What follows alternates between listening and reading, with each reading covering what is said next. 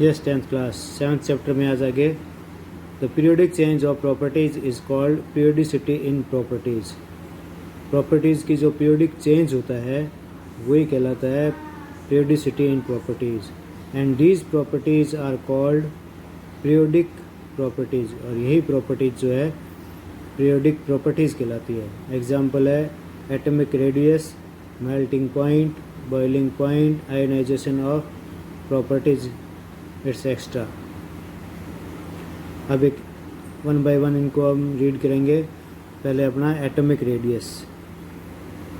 The distance between nucleus and electrons present in outer most shell of atom is called atomic radius. Distance between nucleus और outer most electron जो होता है cell में, उसके बीच की जो डिस्टेंस है वो जो होती है वो एटॉमिक रेडियस कहलाती है। जैसे मैं ये बना रहा हूँ,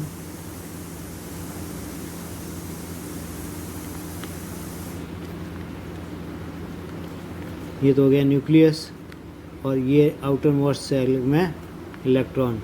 इसके बीच की ये जो डिस्टेंस है न्यूक्लियस और आउटर मोस्ट सेल के इलेक्ट्रॉन के बीच की जो डिस्टेंस है उसी को हम एटॉमिक रेडियस बोलते हैं। अब ये जो एटॉमिक रेडियस है ये अपनी जो पीरियोडिक टेबल है उसमें एटॉमिक रेडियस कैसे चेंज होती है एक पीरियड में या एक ग्रुप में, उसको हम समझेंगे कि पीरियड में लेफ़्ट टू राइट जाने पर या ग्रुप में अप टू डाउन जाने पर एटॉमिक रेडियस का क्या होता है, बढ़ती है या घटती है, इंक्रीज होती है या डिक्रीज होती है। वो वन बाय वन हम पीरियड और ग्रुप में पढ़ेंगे। In a period on moving from left to right atomic number increases. अगर हम पीरियड में जाते हैं लेफ़्ट से राइट की तरफ तो एटॉमिक नंबर जो है वो बढ़ते हैं। पीरियड की टेबल हमने देखा था या बुक में आप देख भी सकते हो कि लेफ़्ट से राइट में जाएंगे तो एटॉमिक नंबर इंक्रीज होते हैं 1 2 3 ऐसे, helium, neon, argon. 10 number of proton in nucleus increases. इसका मतलब है कि न्यूक्लियस में जो प्रोटॉन है उनके नंबर भी इंक्रीज होंगे। So more nuclear attraction force act on electrons. अगर प्रोटॉन अगर ज़्यादा हो जाते हैं न्यूक्लियस में तो उसका फोर्स ऑफ अट्रैक्शन जो है वो इलेक्ट्रॉन पर ज़्यादा हो लगेगा। जितने ज़्यादा प्रोटॉन होंगे न्यूक्लियस में वो इलेक्ट्रॉन में उतने ज़्यादा फोर्स ऑफ अट्रैक्शन लगाएंगे, जो कि आउटर मोस्ट सेल में इलेक्ट्रॉन होते हैं उनके ऊपर। द एटॉमिक रेडियस डिक्रीजेज, तो वो आउटर मोस्ट सेल को न्यूक्लियस की तरफ खींच लेते हैं, तो जिसके कारण क्या होता है एटॉमिक रेडियस क्या डिक्रीज हो जाएगा। तो एक पीरियड में लेफ़्ट टू राइट जाने पर एटॉमिक रेडियस डिक्रीज होती है, कम होती है। The force of attraction felt by electrons of outer most shell of an atom by nucleus is called effective nuclear charge. देखो एक चीज़ और है, the force of attraction felt by electrons. Electrons के द्वारा जो फोर्स ऑफ अट्रैक्शन फेल्ट किया जाता है, महसूस किया जाता है, जो कि आउटर मोस्ट सेल में जो इलेक्ट्रॉन उसके द्वारा जो फोर्स ऑफ अट्रैक्शन फेल्ट किया जाता है, महसूस किया जाता है एटम के न्यूक्लियस के द्वारा जो लगता है उसको इफेक्टिव न्यूक्लियर चार्ज बोलते हैं। अभी हमने जैसे पढ़ा था ना कि आउटर मोस्ट इलेक्ट्रॉन में न्यूक्लियस में जो प्रोटॉन होते हैं वो आउटर मोस्ट इलेक्ट्रॉन में सेल में जो इलेक्ट्रॉन प्रेजेंट होता है उसके ऊपर फोर्स ऑफ अट्रैक्शन लगाता है।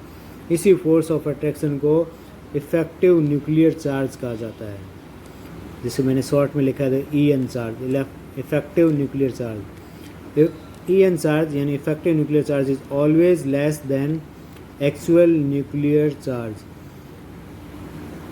इफेक्टिव न्यूक्लियर चार्ज जो हमेशा एक्चुअल न्यूक्लियर चार्ज से कम होता है, because mutual repulsion force between electron present in outermost cell is balanced in small amount by nuclear attraction force। इसका कारण क्या है कि इफेक्टिव न्यूक्लियर चार्ज जो हमेशा एक्चुअल न्यूक्लियर चार्ज से कम होता है, इसका कारण है कि म्यूचुअल रिपल्सन फोर्स होता है बिटवीन इलेक्ट्रॉन के बीच में present in outer most shell, जो कि आउटर मोस्ट सेल में होते हैं, इज बैलेंस्ड, वो बैलेंस कर दिया जाता है small amount by nuclear attraction force के द्वारा कम थोड़ी मात्रा में उसको बैलेंस कर दिया जाता है। जो आपस में इलेक्ट्रॉन होते हैं ना आउटर मोस्ट सेल में, उनमें रिपल्सन लगता है, इलेक्ट्रॉन नेगेटिव होंगे तो आपस में रिपल्सन करेंगे, तो उसको बैलेंस कौन करता है, न्यूक्लियस का जो अट्रैक्शन है वो इसको बैलेंस कर देता है थोड़ी मात्रा में। Effective nuclear charge is an important properties by which periodicity of properties in periodic table is affected. Effective nuclear charge जो है एक इम्पोर्टेंट प्रॉपर्टी होती है जिसमें कि पीरियोडिसिटी जो होती है प्रॉपर्टीज़ की वो पीरियोडिक टेबल में अफेक्टेड होती है, प्रभावित होती है इस इफेक्टिव न्यूक्लियर चार्ज के द्वारा।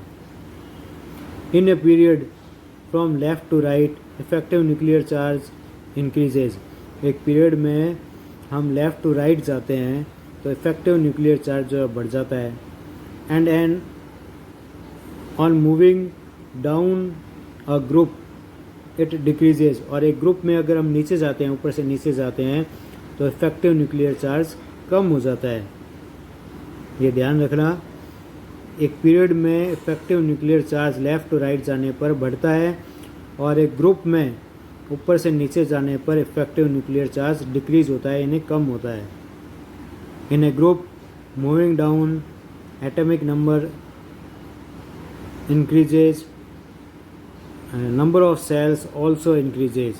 एक ग्रुप में अगर हम ऊपर से नीचे की तरफ जाएं तो एटॉमिक नंबर बढ़ते हैं और number of shells also increases, और नंबर ऑफ सेल्स भी बढ़ जाते हैं, उसमें नंबर ऑफ सेल्स भी बढ़ते हैं। पीरियड में नंबर ऑफ सेल्स नहीं बढ़ते थे, लेकिन ग्रुप में ऊपर से नीचे जाने पर नंबर ऑफ सेल्स बढ़ते हैं। And value of effective nuclear charge decreases, और इफेक्टिव न्यूक्लियर चार्ज की जो वैल्यू है ENC वो कम होती है, जैसा अभी हमने देखा था। सो एटॉमिक रेडियस इंक्रीजेज, इसके कारण एटॉमिक रेडियस जो है वो इंक्रीज हो जाती है। तो एटॉमिक रेडियस के बारे में हमने देखा कि अगर एक पीरियड में लेफ़्ट टू राइट जाते हैं तो एटॉमिक रेडियस जो है डिक्रीज़ होती है, कम होती है, और एक ग्रुप में अप टू डाउन जाते हैं तो एटॉमिक रेडियस जो है वो बढ़ती है।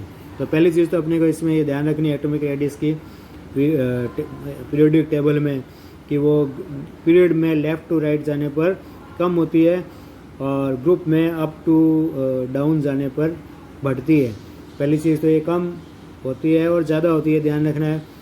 दूसरा अपने को ये भी ध्यान रखना होता है कि किस कारण ये कम होती है और किस कारण ये बढ़ती है, जो मैंने इस वीडियो में आपको अभी तक समझा दिया है।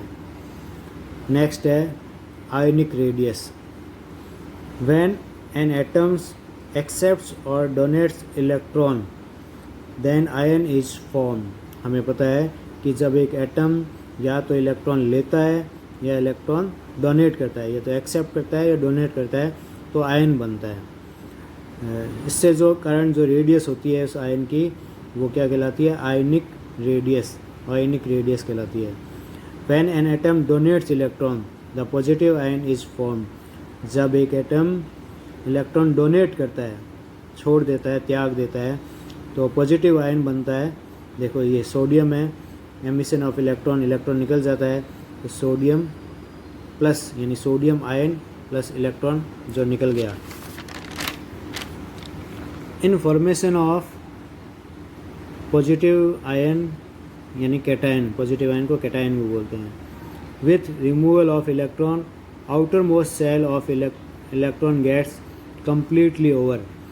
जब इलेक्ट्रॉन निकलता है तो बाहर वाला जो सेल है, इलेक्ट्रॉन निकलने के कारण बाहर वाला सेल भी पूरा हट जाता है। अब electron gets completely over and effective nuclear charge on remaining electron increases, और इफेक्टिव न्यूक्लियर चार्ज जो है बाकी बचे हुए इलेक्ट्रॉन पे बढ़ जाता है। So size of cation is always less than neutral atom.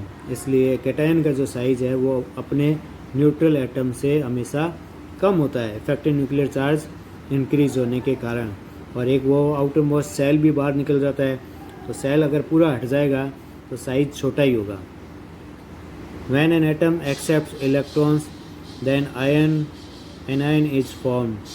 जब एक एटम इलेक्ट्रॉन को एक्सेप्ट करता है यानी लेता है तो एनायन बनता है, नेगेटिव आयन। जैसे ये क्लोरीन है, ये एक इलेक्ट्रॉन को अगर एक्सेप्ट करता है तो क्लोराइड आयन, नेगेटिव आयन बन जाता है। अब इसका साइज़ देखो, ये बड़ा हो रहा है, ये छोटा है, ये बड़ा हो गया। तो कैसे होता है? In formation of anion number of electron in outer most shell increases. जब एनायन बनता है तो इलेक्ट्रॉन जो है आउटर मोस्ट सेल में बढ़ जाते हैं। And value of effective nuclear charge decreases, और इफेक्टिव न्यूक्लियर चार्ज की जो वैल्यू है वो कम हो जाती है। So size of anion is always larger than size of neutral atom. इसलिए एनायन का जो साइज है वो हमेशा अपने न्यूट्रल एटम से, न्यूट्रल मतलब ये जिससे बना हुआ है, जिस न्यूट्रल एटम से ये खुद बनता है आयन, उसके कंपैरिजन में इसका साइज जो है बड़ा होता है एनायन का। कैटायन का तो छोटा हो जाता है न्यूट्रल एटम से, और एनायन का बड़ा हो जाता है।